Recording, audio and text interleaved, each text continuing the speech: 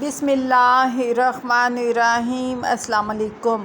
آزمائش کے لیے چنے جانے والوں کی دعاؤں کو بھی اللہ نے قبولیت کے لیے چن رکھا ہوتا ہے۔ وہ تمہارے ہاتھوں کو تب تک خالی نہیں کرتا جب تک وہ انہیں اور بہتر چیز سے بھرنے کا ارادہ نہ کر لے۔ جب بھی اداس ہونے لگو تو خود کو یہ یاد دلایا کرو کہ جس نے مشکل دی ہے اس نے ہی مدد کا وعدہ بھی کر رکھا ہے۔ وہ آزماتا اسی چیز سے ہے جو تمہیں بے حد پیاری ہوتی ہے، نہ کہ اس چیز کے ملنے کی تڑپ تمہیں اللہ پاک سے ملوا دے۔